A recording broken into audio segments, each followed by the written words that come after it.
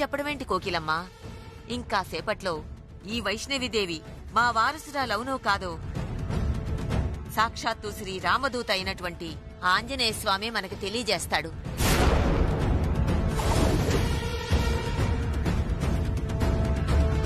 ఆయన సాక్షిగా జరుగుతున్న ఈ పరీక్షలో ఈ వైష్ణవిదేవి నెగ్గిందో తనే మా వారసురాలని ఈ లోకానికి ప్రకటిస్తాం.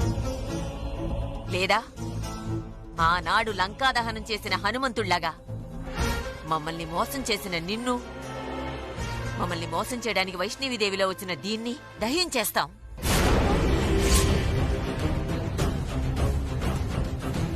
ఓరి నాయనోయ్, ఇంత ప్రేమగా గుడికి తీసుకొస్తే ఈ మల్లితో ఏ పూజలో జరిపిస్తున్నారు అనుకున్నాను. దీన్ని పరీక్షించి దీని అంతు చూడ్డానికే ఇక్కడికి తీసుకొచ్చారన్నమాట.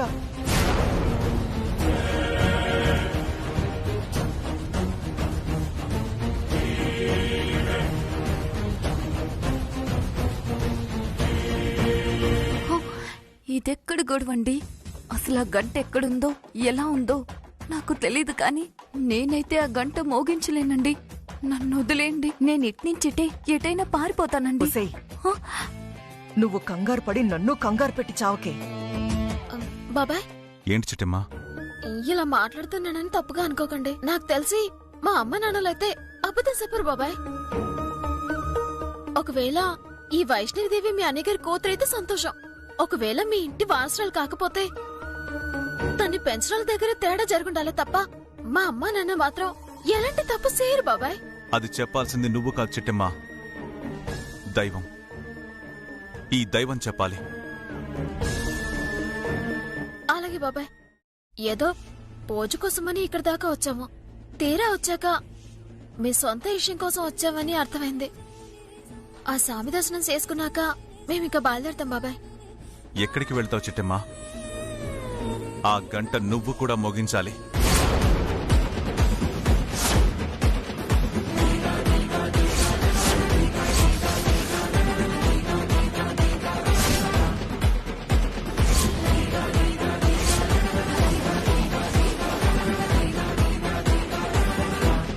ఏం మాట్లాడుతున్నారు వీరనారాయణ గారు? చిట్టెమ్మ మీ ఇంటి వారసురాలు కాదు కదా ఆ గంట మోగించడానికి. గతంలో వేరే ఆలయంలో ఈ చిట్టమ్మ గంట కొడుతుండగా నా కొడుకు చూశాడంట.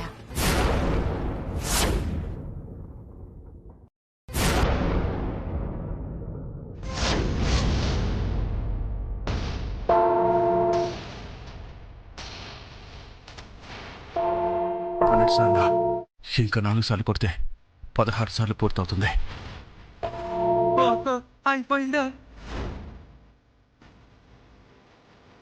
తను ఎంతో భక్తి శ్రద్ధలతో ఎంతో ధైర్యంతో ఆ గంట మోగించిందంట.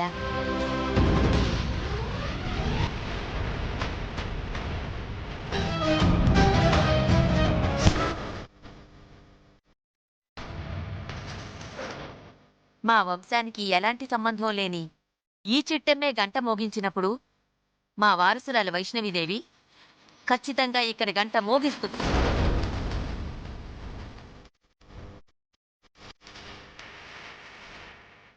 అందుకనే మా వంశంతో ఎలాంటి సంబంధం లేని ఈ చిట్టమ్మకి మా వంశస్థురాలైనటువంటి ఈ వైష్ణవిదేవికి మధ్య పరీక్ష మొదలవుతుంది.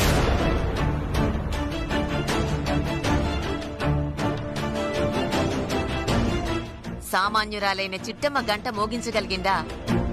ఆ గంటను ఎవరైనా మోగించగలరు అని అర్థం. ఒకవేళ మోగించలేకపోయిందా? మా వంశస్థులు తప్ప మరొకరు మోగించలేరని అర్థం. ఈ విషయం మీకందరికీ అర్థం కావాలనే మా వారసురాలైన వైష్ణవీదేవికి మా కుటుంబంతో ఎలాంటి సంబంధం లేని ఈ చిట్టమ్మకి మధ్య పరీక్ష పెడుతున్నాం. ఇప్పుడు అర్థమైందా చిట్టమ్మని ఇక్కడికి ఎందుకు తీసుకొచ్చామో?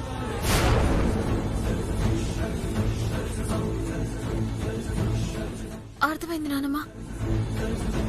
నాకర్థమైందే ముసల్దానా. మీ వారసురాలు ఈ నకిలీ వైష్ణవీదేవా లేదా చిట్టెమ్మ అని తెలుసుకోవడానికే కదా ఇక్కడికి తీసుకొచ్చారు. ఈ కాంతమ్మ ఉండగా చిట్టెమ్మే మీ వారసురాలు అన్న నిజాన్ని ఆంజనేయ స్వామి కూడా బయట పెట్టలేడు. అలాగే చేయండమ్మా. మీకు నచ్చినట్టుగానే కానివ్వండి. పూజారి గారు, ఇక పరీక్ష మొదలు పెడదామా? అలాగే వీరనారాయణ గారు.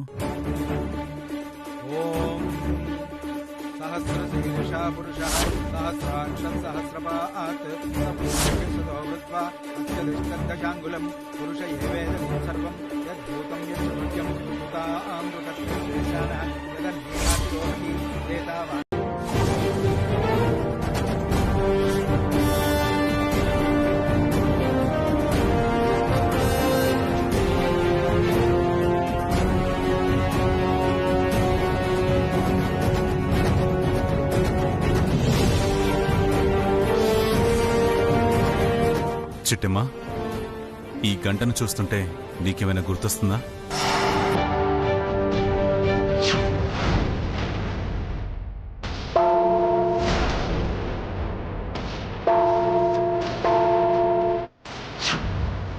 అవును బాబాయ్, కొన్ని రోజుల క్రితం మా నాన్నకి సూపు రావాలని ఇలాంటి ఘటన 11 సార్లు కొట్టాను. కాకపోతే కాళ్ళు తిరిగి పడిపోయాను. పడిపోతే ఏమ్మా, మా వంశస్థులు మాత్రమే మ్రోగించగల గంటని నువ్వు మోగించావు. అసలు నువ్వే మా వారసురాలివేమోనని అనుమానించావు.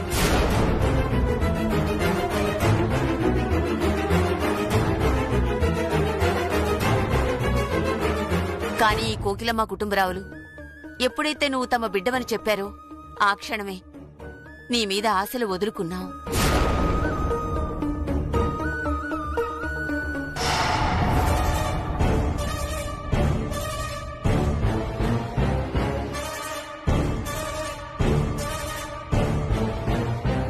అమ్మా వైష్ణవి, వెళ్ళా గంటకు నమస్కరించి ఒక్క 16 సార్లు దాన్ని మోగించమ్మా.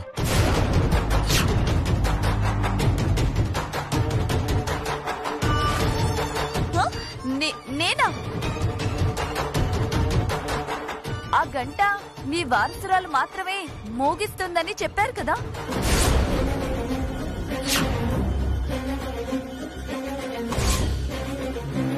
అవునమ్మా. మరి నన్ను వెళ్ళమంటారేంటి? అంటే నువ్వు వారసురాలివి కదా?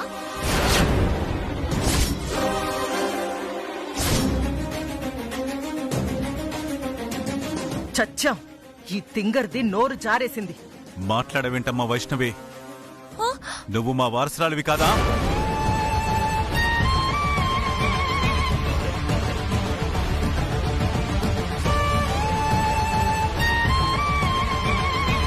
నేను వారసురాల్ని కాకపోవడం ఏంటి బాబాయ్? నేను 100% మీ వారసురాల్ని.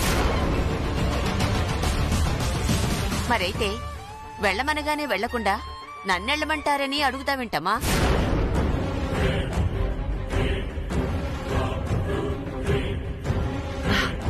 పాపం, ఈ గంటని చూడగానే గుండె జారిపోయి ఉంటుందండి. ఇలాంటి గంట మోగించడం తనకి కొత్త కదా.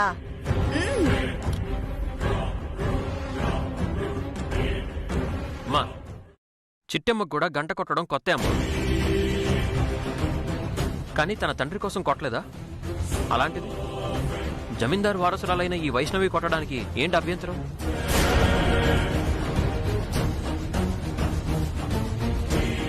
అభ్యంతరం ఏముందిరా తమ్ముడు? మన మళ్ళీ గంట దగ్గరికి వెళ్తుంది. ఆ గంటను 16 సార్లు మోగిస్తుంది.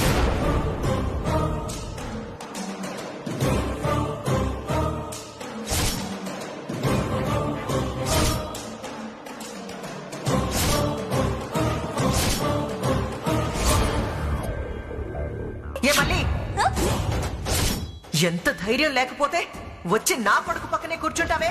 దాని పేరు వైష్ణవి కాదమ్మా, దాని పేరు మల్లి. పూర్తి పేరు మల్లిక.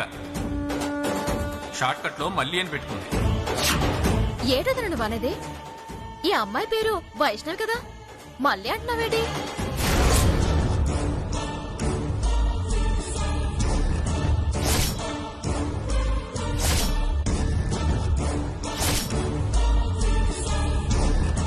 అవును కదా, తన పేరు వైష్ణవి అయితే మళ్ళీ అని పిలుస్తారేంటమ్మా?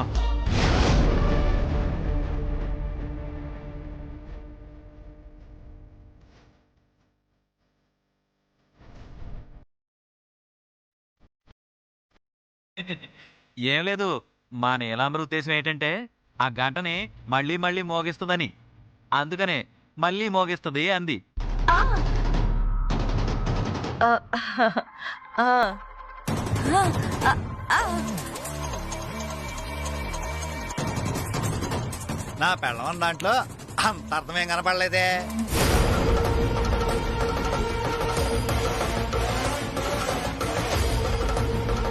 ఓం శ్రీమన్మహాగణాధిపతి నమః.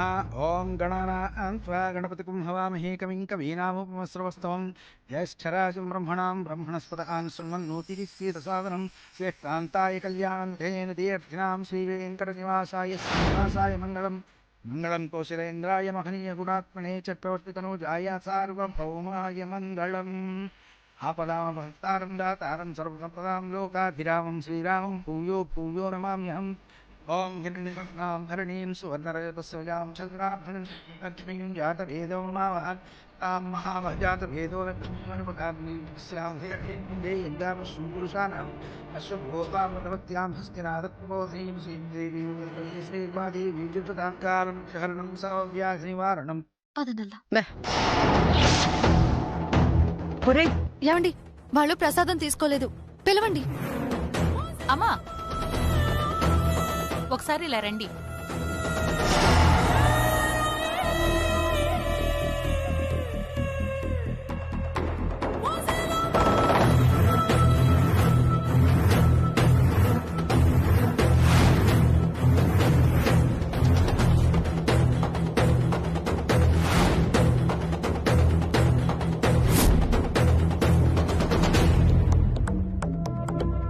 ప్రసాదం తీసుకెళ్తారని పిలిచాను. అలాగా. వదినా, నువ్వు ప్రసాదం పంచుతున్నావేటి? ఏంటో నా కాస్త భక్తి ఎక్కువ కదా చిట్టమ్మా. ఈ ప్రసాదం చూడగానే నా చేత్తో పంచాలనిపించింది, అందుకే ఇక్కడికి వచ్చాను. ఏ నేను పెడితే ప్రసాదం తీసుకోవా? అది చెప్పేసిన ప్రసాదం పాపం పెడితేనే తీసుకుంటాం. నువ్వు పెడితే తీసుకోమేటి? మరింకే చేయి చాపండి.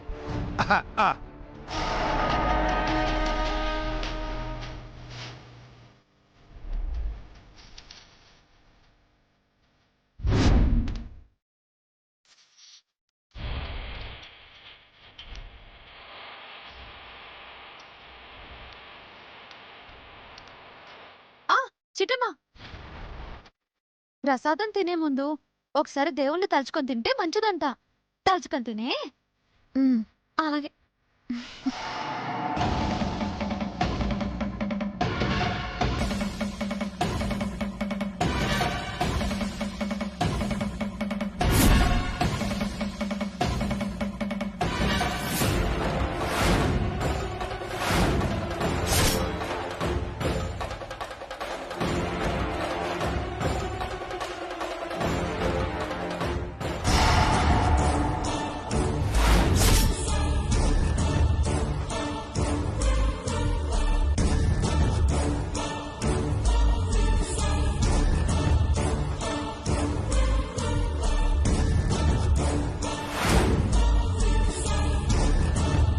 తింటుటమ్మా, తిను.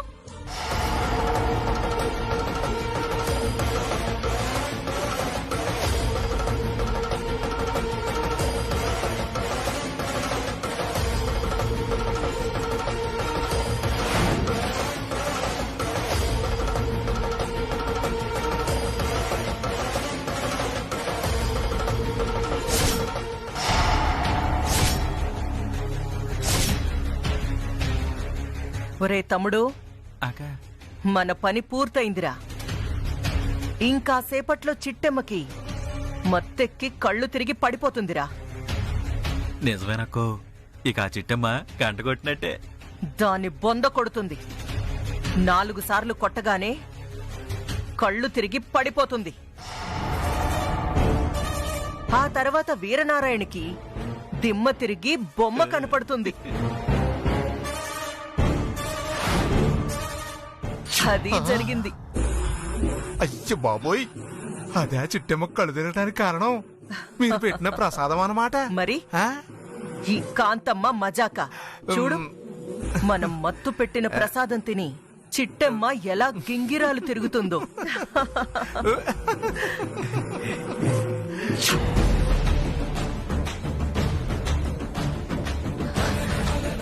చిట్టమ్మ ఏమైంది? కొట్టు.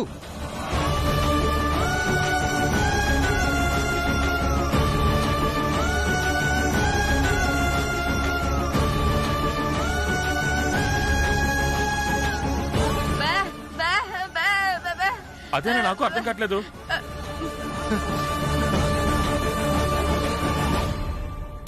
ఇదేంటి వీరనారాయణ గారు, మీ వారసురాల్ని కాకుండా మిఠాయి అమ్ముకునే వాళ్ళని పంపిస్తే ఇలాగే ఉంటుంది. చిట్టమ్మకి మత్తు పెట్టి పడగొట్టారా?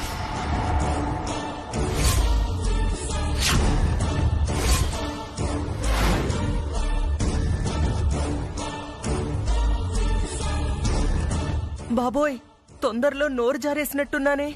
మాట్లాడవేంటి కాంతమత్త? నేను మత్తుతో కళ్ళు తిరిగి పడిపోయిన విషయం నీకెలా తెలుసు? అంటే ఇందాక నీలాంబరదన పెట్టిన ప్రసాదంలో మత్తు మంది కలిపారా? చచ్చ ఏం మాట్లాడుతున్నావమ్మా? నా కూతురికి నీకు మత్తు పెట్టాల్సిన అవసరం ఏముంది? చూసావమ్మా, చూసావా? రామేశ్వరం పైన శనేశ్వరం తప్పదన్నట్టు ఇక్కడికొచ్చాక కూడా నన్నే అనుమానిస్తున్నారమ్మా. అంటే ఇక్కడ ఇంతమంది ఉన్నారు, వీళ్ళెవరినైనా అనుమానించొచ్చు కదా. ఇదిగో, నువ్వు బాధపడాల్సింది ఏరే వాళ్ళని అవమానించినందుకు కాదు, నిన్ను అవమానించినందుకు బాధపడాలి. అవును కదూ, మర్చిపోయానండి. ఇప్పుడు బాధపడతాను. ఏడ్చావు. వీరనారాయణ గారు, ఇప్పుడు మనం ఆలోచించాల్సింది చిట్టమ్మకి మత్తు ఎవరు పెట్టారు, కళ్ళు తిరిగి ఎందుకు పడిపోయిందని కాదండి. వైష్ణవీదేవి చిట్టమ్మ కంటే ఎక్కువ సార్లు గంట కొడుతుందా లేదా అని ఆలోచించాలి. నువ్వు చెప్పింది నాకు అర్థమైంది కాంతమ్మా. చిట్టమ్మే 7 సార్లు కొట్టి పడిపోయిందంటే మా వైష్ణవీదేవి ఎన్నిసార్లు కొడుతుందో చూడాలి. అమ్మా వైష్ణవి, నువ్వు వెళ్ళమ్మా.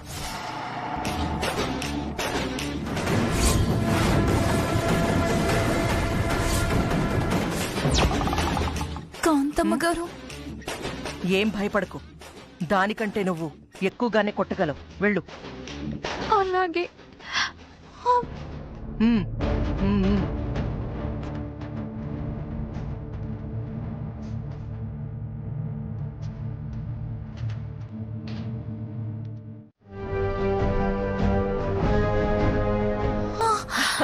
కొట్టమ్మా, కొట్టు. ఏడు.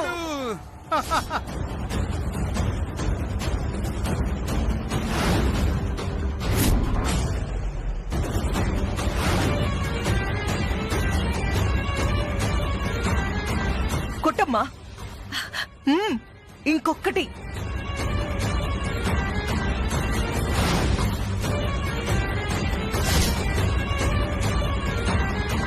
ఇంకొకటి కొట్టమ్మా. వైష్ణవి కొట్టు. ఒక్కటి.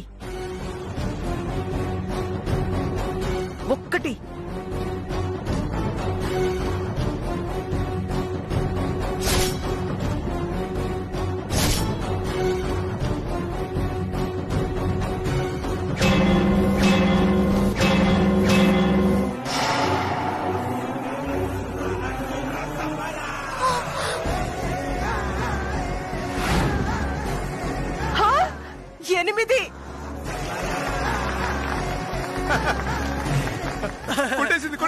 కొట్టేసింది.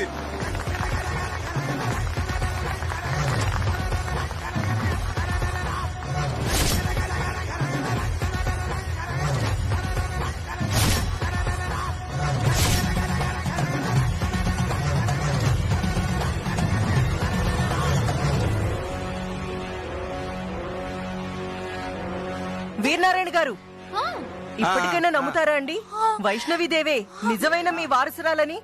ఖచ్చితంగా నమ్ముతాను కాంతమ్మా. కాకపోతే వంట వండి మా బసవన్నకి తినిపించాక అప్పుడు నమ్ముతాను.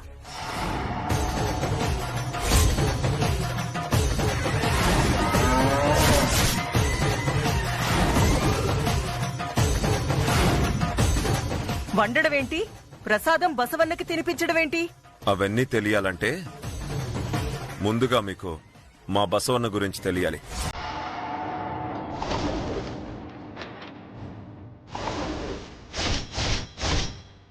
రండి చూపిస్తాను.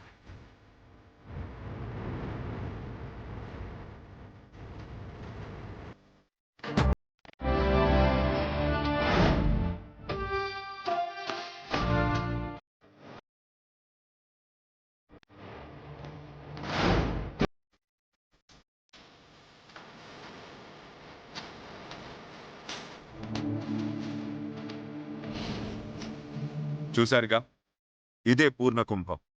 మా వైష్ణవీదేవి ఈ కుంభంలోంచి పిడికెడు అన్నం తీసి బసవన్నకి తినిపించబోతోంది. మీరు భలేవారు వీరనారాయణ గారు. ఇప్పుడు ఇదే పూర్ణ కుంభం నుంచి ఓ పిడికడు అన్నం తీసుకెళ్లి నేను ఎద్దుకి తినిపిస్తాను. ఆ ఎద్దు నన్ను పొడిచి చంపేస్తుందా? నిస్సందేహంగా. ఎలాంటి అనుమానం లేదు కాంతమ్మ. నీకు ప్రాణాల మీద ఏమాత్రం ఆశ లేకపోతే ఒకసారి ప్రయత్నించుకోవచ్చు. వద్దులేండి, నాకున్నది ఒకే అమ్మ. పైగా ఈవిడ మహా పాపాత్మురాలు. ఈవిడ చేసిన పాపాలకి ఆ ఎద్దేంటి, ఆఖరికి కుక్క అయినా సరే కరిచి చంపేస్తుంది. ఏయ్, నువ్వు నోర్మై. ఓకే అమ్మా. అమ్మా,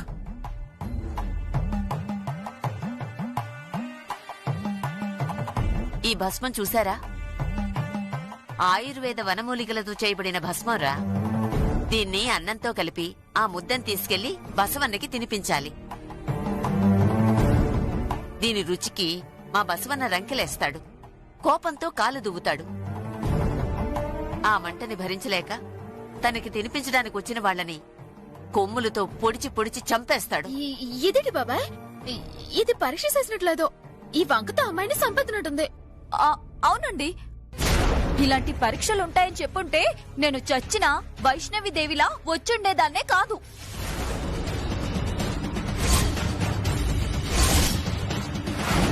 వైష్ణవిలా వచ్చేదానివి కాదా? అంటే నువ్వు వైష్ణవివి కాదా?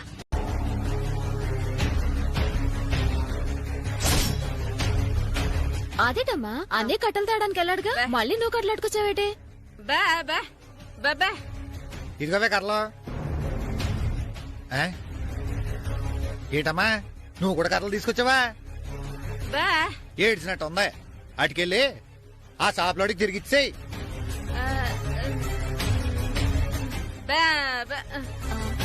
అమ్మా, అలాగే స్నానం చేసేసి చీర మార్చుకోనరా, ప్రసాదం ఉండాలి.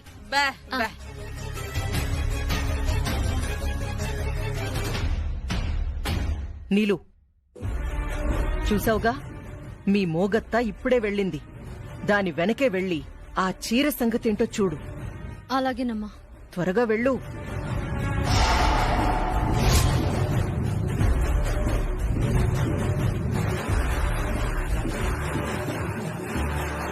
ఒరే పులి, నువ్వు అర్జెంటుగా వెళ్లి కోకిలమ్మ గదిలో నుంచి బయటికి రాగానే ఆ ఎత్తుని వదిలేరా.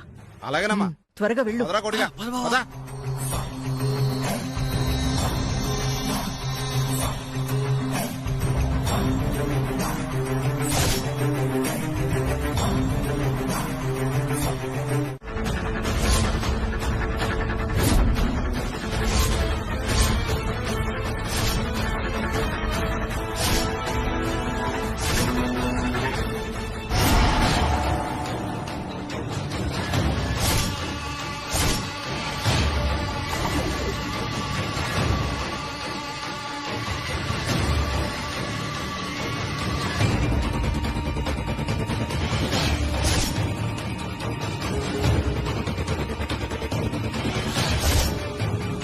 ఈ దెబ్బతో నువ్వు అవుటే.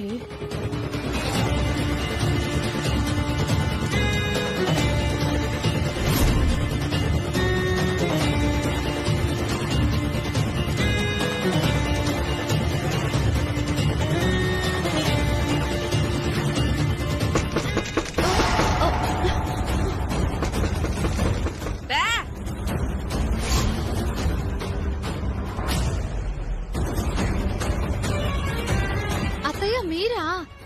రండి రండి రండి. ఏంటంటున్నారు? ఓ నేనా? ఫోన్ మర్చిపోయాను, తీసుకుందామని వచ్చాను. మీరు బట్టలు మార్చుకోవడానికి వచ్చినట్టుందిగా. సారీ, చీర కట్టుకోవడానికి వచ్చినట్టున్నారు కదా, కట్టుకోండి కట్టుకోండి.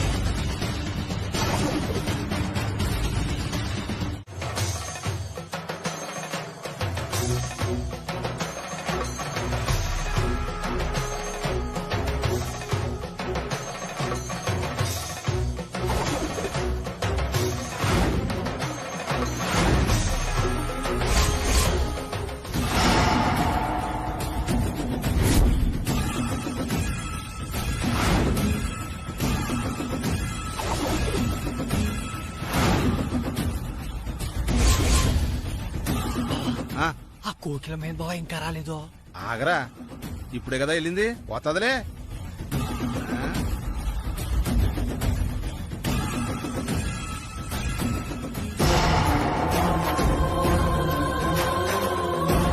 అమ్మా, ప్లాన్ సక్సెస్. మనం అనుకున్నట్టే జరుగుతుంది. నాకు తెలిసి పాటికి మా అత్త అవుట్.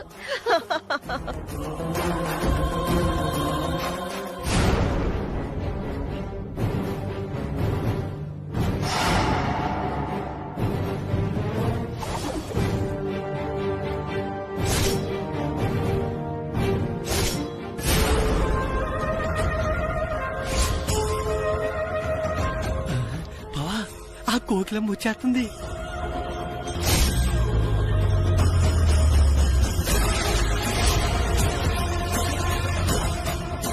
ఇక్కడి నుంచి వెళ్ళిపో, వెళ్ళిపో. నేనుండగా ఆ బసవన్న నీ నీడను కూడా తాకనివ్వనమ్మా.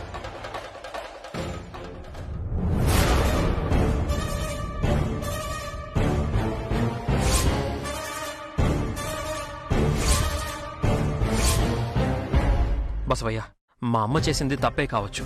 అందుకోసం నీ కోపం వస్తే నా ప్రాణాలు తీసుకో, అంతేగాని మా అమ్మను వదిలే. దయచేసి మా అమ్మను వదిలే. అమ్మా,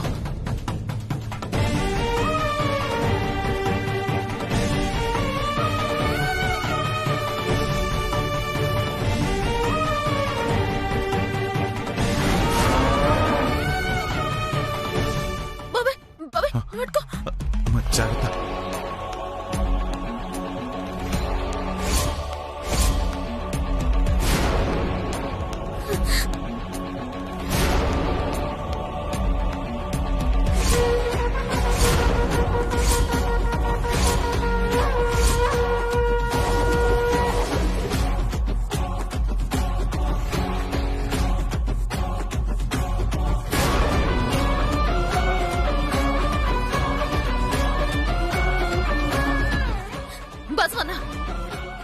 నువ్వు సాక్షాత్తు ఆ శంకరుడి వాహనానివి.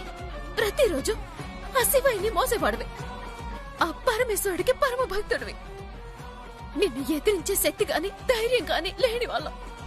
నీకులాగే ఆ శివుడికి మేము సేవకులం. నా మాటిని ఎలిపో బసవన్న. అంటే తెలుసో తెలియకో ఆ శివుడి భక్తులు చిన్న తప్పు చేస్తే ప్రాణాలు తీసేస్తావా? శివయ్య దర్శనానికి వచ్చిన భక్తుల్ని నీ కొమ్ములకి బలిస్తావా? వాళ్ళ తరపున నేను క్షమాపణలు చెప్తున్నాను. ఆ పరమశివుడి భక్తురాలుగా నిన్ను అర్థిస్తున్నాను. ఎల్లు, వెనకెళ్ళు.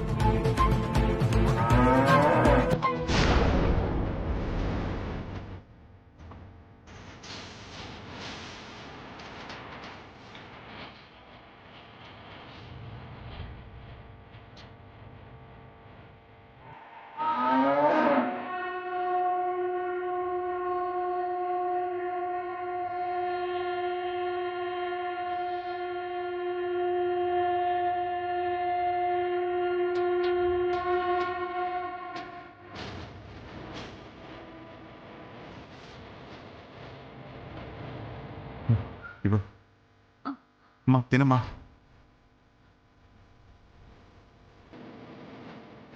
తినమ్మా.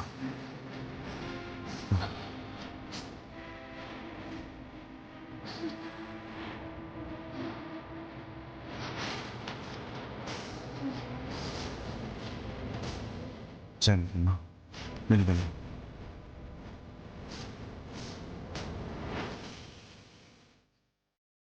కళ్ళారా చూశాను వీరనారాయణ. నిన్ను చూస్తే తప్ప ఆగని బసవన్న,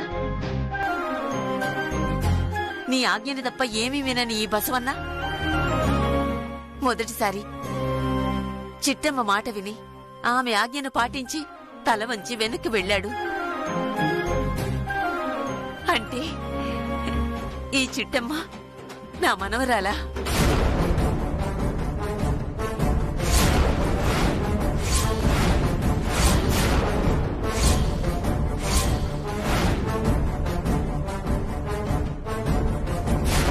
ఏం మాట్లాడుతున్నారండి? మా సిట్టమేంటి, మీ వారసాలేంటి? అంత గందరగోళంగా ఉందా? మీరేం మాట్లాడుతున్నారో మీకైనా అర్థం అవుతుందా?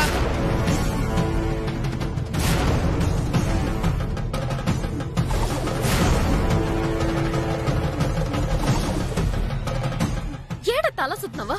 ఆ బసవన్న మళ్ళీ రాకముందే ముందుక్కడి నుంచి వెళ్ళిపోదాం. పదండి పదండి.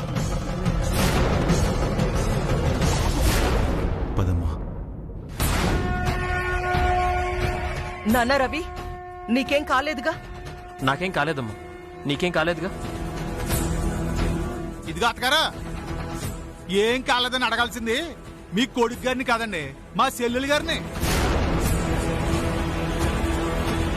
సరిపోయింది.